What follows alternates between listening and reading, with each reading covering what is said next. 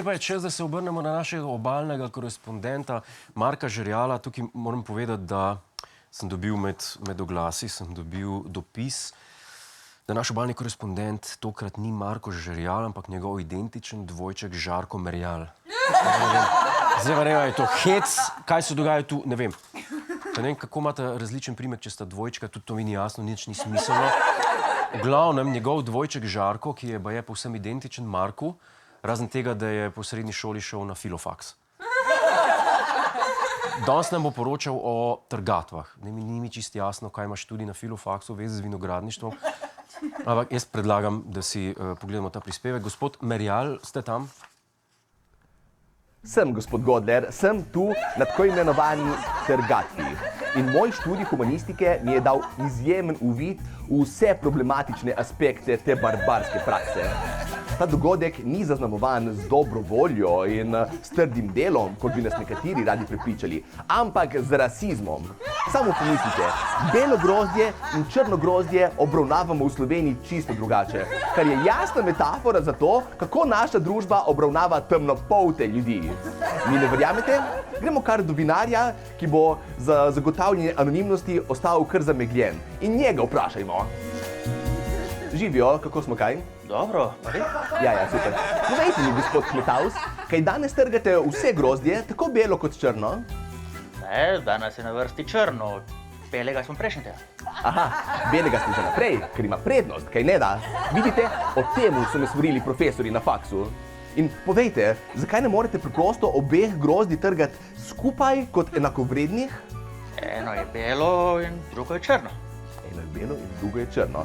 Na podlagi barve kože grozdov se odločajo, kot da smo v Južni Afriki v 80-ih. Čakaj. Sta dve različni kulturi. Različni kulturi, ker evropska in afriška kultura nista kompatibilni, a ne? Gnusite se mi! Kaj? No, povejte mi, katere sorte grozdja gojite tu pri vas?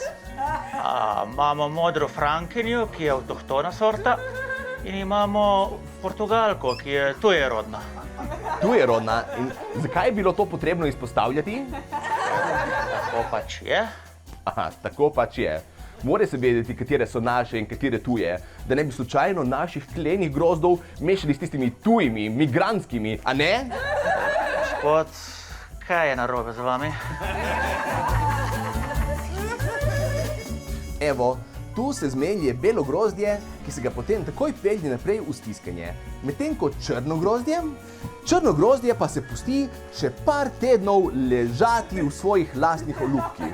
S tem se pokaže ne samo, da je belo grozdje privilegirano in da z njim delamo lepše, ampak tudi s tem se utrjuje stereotipe, da so temnopolti ljudje leni in da bi najrajši samo malo ležali okoli, namesto da bi se lotili česa produktivnega.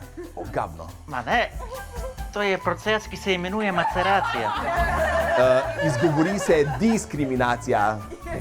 Drhal. In evo, vrgli so me ven iz vinograda, zato ker sem črno grozdje mešal skupaj z belim in pa ker sem eno sliko, ki jo imajo v kleti, polil z barvo, da protestiram proti temu, da njihov traktor še vedno uporablja fosilna goriva namesto elektrike. In seveda, tak miren protest je za te primitivce nesprejemljiv, zato so me vrgli ven. In veste kaj, jaz sem prav srečen, da zaključujem to reportažo o tem festivalu rasizma, ki mu pravijo trgatev. Upam, da sem dovolj nazorno prikazal, kako je diskriminacija v Sloveniji resnično grozdna.